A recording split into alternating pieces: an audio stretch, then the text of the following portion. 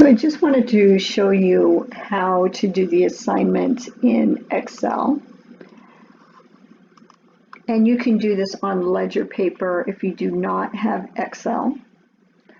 And this is a payroll assignment. This is putting in, I'm just going to put in 1 to 2 people in here, but your assignment will be for a couple more. So you're going to put in a payroll date. I'm going to put in the date here, 8/7/2015. I'm going to put in the employee, and I'm going to put in Hugh Smith.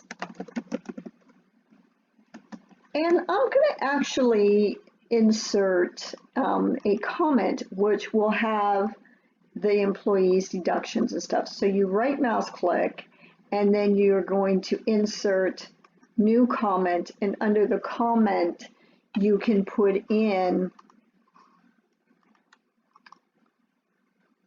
let me go back to that new comment. Under the comment you can put in he's claiming single, 2, and then also put in the state rate. This says California state rate. I'm going to put in an Arizona state rate. So that's the state rate, and there's no other deductions. Okay. Under Social Security number, I will put in his Social Security number, 123-45-6789. Notice the cell is not big enough. Okay, so I'm just going to widen the cell like this. Make this a little bit smaller on that toolbar there. The rate is he makes $10 per hour. Okay, so now we're going to figure his gross. So the paper says that, and I'm just using this as an example, is I'm going to go equals to start a formula, the rate, which is $10, times 40 hours, enter. That's going to give me his gross pay. If you want to change these to be dollar amounts, you just highlight them, and you go up here where it says dollar, and you just click that, and it'll put it in dollar format for you.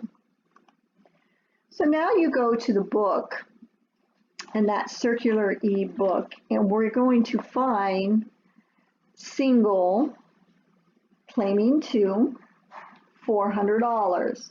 So here's single claiming to is $22. So $22 is going to come out for federal. State, remember we're going to do that percentage, so we're going to do an equals. We're going to take the gross rate, we're going to multiply, which is the asterisk right there, and we're going to multiply by 2%. We can go 2.5% and press enter. So $10 will be taken out. Now we're going to Social Security. We're going to go to equals to start the formula. The gross, multiply Social Security rate, which is 6.2%. Press enter.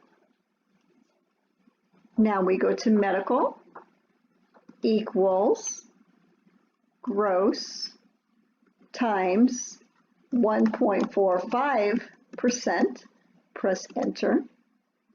There's no other deductions. So over here in net pay, we're going to figure out what his net pay is. So we're going to go equals gross minus federal minus state minus Social Security minus Medicare and minus other deductions, with which nothing is in there. Notice how all of the formulas have lit up with the color of the cell. Just press enter. And that's how much Hugh Smith's check will be for. Okay?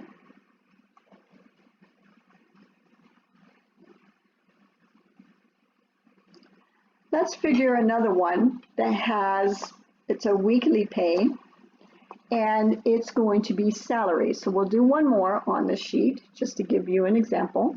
We're going to put the date of the pay date again.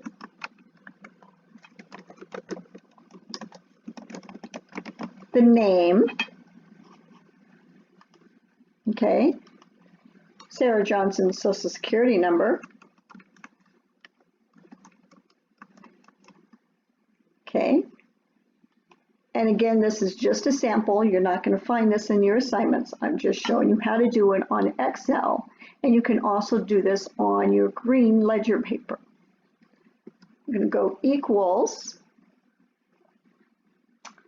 So this is the rate of the pay, but the rate of the pay, we're going to put $45,000 a year, okay, because it's salary. We need to figure out how much for the weekly check so we can figure out the taxes. So we're going to go equals the annual rate divided by 52 weeks, press enter. That's the gross check. Now we're going to go to federal, 865.